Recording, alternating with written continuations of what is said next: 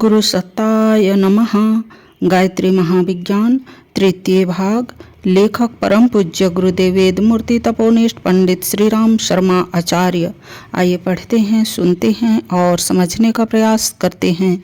गायत्री मंत्र हमारे साथ साथ ओम भूर्भुवः स्वाहा तत्सवितुर्वरेण्यं भर्गो देवस्य धीमहि धियो यो नः प्रचोदयात्। व्यान का काम रक्त संचार है। लघु प्राणों में नाक से डकार आती है, कूर्म से पलक मारने और बंद होने की क्रिया होती है, क्रिकल से छींके और देवदत्त से जम्हाई आती है। धनंजय जीवित अवस्था में शरीर का पोषण करता है और मरने पर देह सरा गलाकर शीघ्र नष्ट करने का प्रबंध करता है।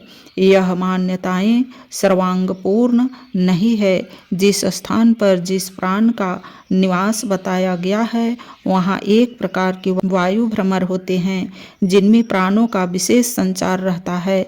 गर्मी के दिनों में जलवायु अधिक गर्म हो जाती है तो एक प्रकार के वायु भ्रमर उत्पन्न होते हैं जो घूमते और नाचते हुए अंधड़ की तरह आगे चलते हैं। उसी प्रकार के कुछ भ्रमर शरीर में पाए जाते हैं। सूक्ष्म निरीक्षण करने पर पता चलता है कि इन स्थानों पर शरीरगत वायु और प्राण की उष्णता के कारण एक प्रकार के भ्रमर चक्र उत्पन्न हो जाते हैं। भ्रमर सदा ऊपर चौड़े होते हैं और नीचे की तरफ ढलवा होते जाते हैं तथा अंत में बहुत ही छोटे नोक मात्र रह जाते हैं। ऊपर के सबसे चौड़े भाग को अस्तर और नीचे से सबसे नुकीले भाग को बिंदु कहते हैं। इस प्रकार प्राणवायु के भ्रमर का ऊर्ध्व भाग महाप्राण, अधोभाग लघु प्राण कहा जाता है।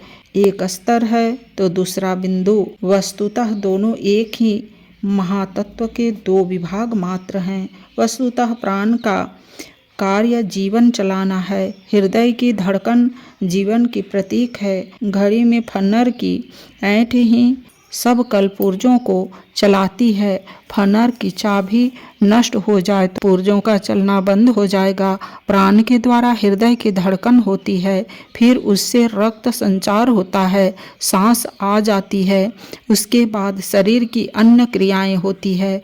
प्राण में शिथिलता आने पर जीवन शक्ति घट जाती है और उसके अत्यंत न्यून हो जाने पर हृदय की धड़कन बंद हो जाती है।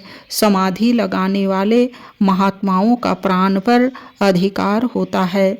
ये दीर्घकाल तक निस्तब्ध रहने पर जब चाहते हैं तब शरीर में प्राण का स्पंदन बढ़ाकर हृदय का धड़कना आरंभ कर देते हैं और साधारण जीवन जीने लगते हैं। जब तक उनका प्राण खींचकर ब्रह्मांड में संचित किया रहता है तब तक हृदय की धड़कन बंद रहती है और शरीर मृततुल्य हो जाता है। इसलिए उनको दीर्घकालीन समाधि सुख मिलता रहता है। प्राण पर अधिकार प्राप्त किए बिना लंबे समय तक स्थिर समाधि नहीं लग सकती।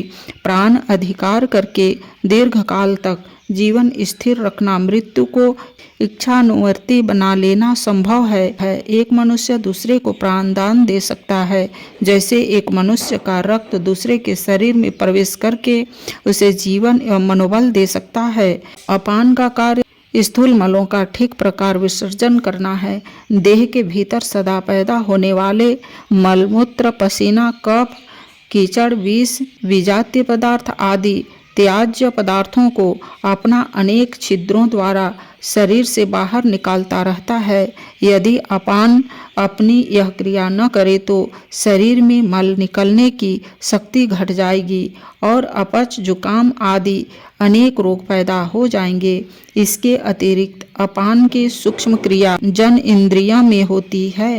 काम वासना का आधार इसी पर निर्भर है। मन को मथ डालने वाली, चित्त को अधीर, व्यग्र एवं आतुर कर डालने वाली वासना अपान के उत्तेजित हो जाने से होती है। यह यदि शिथिल हो जाए तो तरुण पुरुष भी नपुंसक हो जाएगा। संतान का सौंदर्य, स्वास्थ्य, बुद्धि, पराक्रम एवं स्वभाव है अपान से बहुत कुछ संबंधित है। अपान का सहवर्ती कूर्म लघु प्राण यदि सुषुप्त अवस्था में होगा तो शारीरिक दृष्टि से पूर्ण स्वस्थ होने पर भी गर्भ की स्थापना कदापि न हो सकेगी। जिन स्त्री पुरुषों में अपान साम्य होता है उन्हें काम सेवन में असाधारण आनंद आता है। रूप सौंदर्य पर नहीं, काम तुष्टि अपान की समानता पर निर्भर करती है। पुरुष में अपान और स्त्री में कूर्म प्रधान होता है जो अनेक शारीरिक और मानसिक अभावों की पूर्ति करता है। अपान पर अधिकार की पद्धति न जानते हुए भी जिन्हें हठपूर्वक ब्रह्मचर्य रखना पड़ता है वे प्रायः किन्हीं रोगों में ग्रसित रहते हैं। आज विदुर और विधवाओं में से अधिकांश का स्वास्थ्य खराब देखा जाता है और जनगणना की रिपोर्ट से पता चलता है कि गृहस्थों की अपेक्षा विधुरों की मृत्यु संख्या का अनुपात कहीं अधिक है। जिनमें अपान की समानता है वे अकारण ही आपस में घनिष्ठ मित्र बन जाते हैं। उन्हें एक दूसरे के साथ रहने में बड़ी शांति मिलती है। ऐसे मित्रों को ही प्राण सखा कहते हैं। उन्हें आपसी वियोग मर्मांतक दुख देता है। सम्मान प्राण उदर में नाभि के नीचे रहता है। पाचन इसका मुख्य कार्य है। गर्मी, उष्णता एवं पीत को सम्मान का प्रतीक कहते हैं। शरीर में चंचलता, स्फूर्ति, उत्साह, छरहरापन एवं चमक इसी के कारण होती है। त्वचा की चिकनाई, कोमलता, चमक में क्रिकल प्राण का अस्तित्व परिलक्षित होता है। खूब भूख लगना, अधिक आहार करना, जल्दी पचा लेना, सर्दी के प्रभाव से व्यथित न होना समान की विशेषता है। जिनमें यह प्राण कम होगा इस सर्दी बर्दाश्त न कर सकेंगे। जाड़ों में उनकी देह लुज पुंज सी हो जाएगी। कानों को, उंगलियों को, पैरों को बड़ी ठंड लगेगी। ठंड जल में जाड़े के दिनों में स्नान करना उन्हें बड़ा कष्टकर होगा। अधिक कपड़े लादे रहने पर भी ठंड न छूटेगी। ऐसे लोगों का जरा से भोजन में पेट भर जाता है। गर्म पदार्थ खाने की, धूप या अग्नि के निकट बैठने की इच्छा रहती है।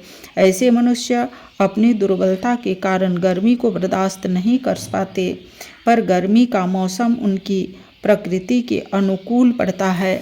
सामान की न्यूनता के कारण शरीर में उष्णता कम रहती है, उसकी पूर्ति गर्म मौसम से हो जाती है। ऐसे लोगों की नाड़ी पतली चलती है। समान प्राण का स्वास्थ्य से बड़ा संबंध है। इंद्रियों की रसानुभूति समान के आधार पर घटती बढ़ती रहती है।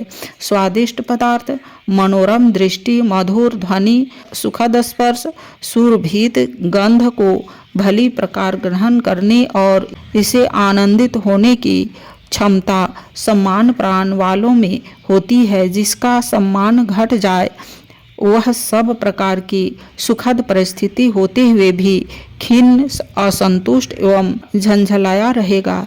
देह का कोई न कोई अंग बीमारी का कष्ट पाता रहेगा। ऐसे लोगों को सन्निपात, मोतीझल्ला आदि तीव्र रोग तो नहीं होते, पर जुकाम, खांसी, पेट का भारीपन, सिर दर्द, दांतों का हिलना, आँखों की कमजोरी, देह का टूटना, थकान जैसे मंद रोग घेरे रहेंगे। एक से पीछा छूटने से पहले कि दूसरा नया उत्पन्न हो जाएगा। समान पीत का प्रतीक है। क्रिकल कफ का प्रतिनिधि है। दोनों के मिलने से वाद बनता है। इन तीनों के उलझने, सुलझने और घटने बढ़ने से बीमारी और तंदुरुस्ती का चक्र घूमता है। कहा जाता है कि बीमारी की जड़ पेट में है। इसका अर्थ यही है कि नाभि चक्र के निवासी समान और क्रिकल ही हमारे स्वास्थ्य के अधिपति है। इन पर अधिकार होने से चिरस्थायी स्वास्थ्य का स्वामित्व प्राप्त होता है। उदान प्राण का निवास कंठ है। यह श्री और समृद्धि का स्थान है। लक्ष्मी जी का केंद्र कंठकूप की स्फुटा ग्रंथि को माना गया है। लक्ष्मी जी की पूजा एवं स्फुटा के उत्तेजन से निर्मित कंठ में स्वर्णाभूषण धारण किए जाते हैं। स्फुटों पर धातुओं और रत्नों का जो प्रभाव पड़ता है उसे जानने वाले गले में रत्न कवच आभूषण एवं मालाएं बनाकर कंठ में धारण करते हैं और उनके सूक्ष्म परिणामों से लाभान्वित होते हैं। उदान के परिपूर्ण होने से मनुष्य को वे योग्यताएं, सामर्थ्य, शक्तियां, विशेषताएं एवं चातुरताएं प्राप्त होती है जिनके कारण सांसारिक आवश्यकता की वस्तुएं प्रचुर मात्रा में उपलब्ध होती रहती है। तृष्णाओं का तो अंत नहीं, उन्हें तो कुबेर भी पूरी नहीं कर सकता, पर जीवन उपयोगी कोई वस्तु ऐसी नहीं जिससे उदान प्राण की सामर्थ्य से प्राप्त न किया जा सकता हो। जिनकी स्फुटा ग्रंथि जागृत है वे कभी भी अभावग्रस्त नहीं रह सकते। उनकी हर उचित आवश्यकता समय पर पूरी हो जाती है। देवदत्त सूक्ष्म प्राण आध्यात्मिकता और संप्रदायों का स्वामी है। अष्ट सिद्ध्याम नवनिध्याम देवदत्त से संबंधित है। साप, वरदान, दूरदर्शन, दूरश्रवण, अनिमा, महिमा, लधिमा आदि चमत्कारों का केंद्र यही है। अमीर, संपन्न, बड़े आदमी, व्यापारी, धनी, लक्ष्मीपति बनना, वैसे घर में जन्म पाना, जैसे आकस्मिक सहायताएं प्राप्त होना, वैसे अवसर, सुझाव या मित्र मिल जाना उदान प्राण के शक्तिशाली होने पर निर्भर है। जब यह प्राण निर्बल हो जाता है तो लक्ष्मी विदा होते देर नहीं लगती। ऐसे गलत कदम उठ जाते हैं, ऐसी परिस्थितियां उत्पन्न हो जाती है जिनके कारण घाटे पर घाटा होने लगता है, चोट पर चोट लगती है और मनुष्य कुछ दिनों में निर्धन एवं दीनहीन बन जाता है। जब तक स्फुटा जागृत रहती है तब तक बड़ी बड़ी हानि होने पर भी अस्थायी रूप से दरिद्रता नहीं आ सकती। कारण यह है कि स्फुटा में उदान प्राण के संपर्क से एक ऐसी चैतन्य स्फुरना उत्पन्न होती है जो अदृश्य लोक में छिपे हुए भविष्य का परिचय पाती रहती है। उसे अज्ञात रूप से अनायास ही ऐसा अभ्यास होता रहता है कि यह करना ठीक है और यह करना अनिष्टकारक होगा। एक अज्ञात शक्ति उसका अर्थ प्रदर्शन करती सी मालूम होती है। वह खतरों से बचाती है, आगे बढ़ने का मार्ग बताती है और कठिन परिस्थितियों में सहारा देती है, जिससे कि डूबता हुआ बेड़ा पार हो जाता है। उदान द्वारा चैतन्य स्फुटा को शरीर वासिनी लक्ष्मी कहा जाता है, जिसका कंठ धूप का प्रबुद्ध होता है। ऐसा पुरुष महाचमत्कारी परम सिद्ध पुरुष बन जाते हैं। वह चाहे प्राण बल से अद्भुत उथल पुथल उत्पन्न कर सकता है। व्यान का स्थान मस्तिष्क या मध्य भाग है। यह चार अन्य प्राणों का नियंत्रण करता है। दोनों कानों के बीच एक रेखा खींची जाए और दूसरी रेखा भूमध्य भाग से लेकर सिर के पीछे तक खींची जाए तो दोनों जहां मिलेंगी वह स्थान त्रिकुटी कहा जाएगा। यही ध्यान का स्थान माना जाता है। इसका सहायक धनंजय है। व्यान को कृष्ण, धनंजय को अर्जुन कहते हैं। इसी त्रिकुटी में युद्धस्थली के मध्य भाग में कृष्ण अर्जुन संवाद रूपी गीता का आविर्भाव होता है। मध्यमस्तक शतदल कमल में अवस्थित जिस अमृत कलश का योग शास्त्रों में वर्णन है उसे ध्यान और धनंजय का प्रसाद ही समझना चाहिए। आज के वीडियो में इतना ही। अगले वीडियो में व्यान के प्रबुद्ध होने से ऋतंभरा प्रज्ञा मिलती है, इसके बारे में पढ़ेंगे और समझेंगे। लाइक, सब्सक्राइब और शेयर करें। धन्यवाद। ओम शांति।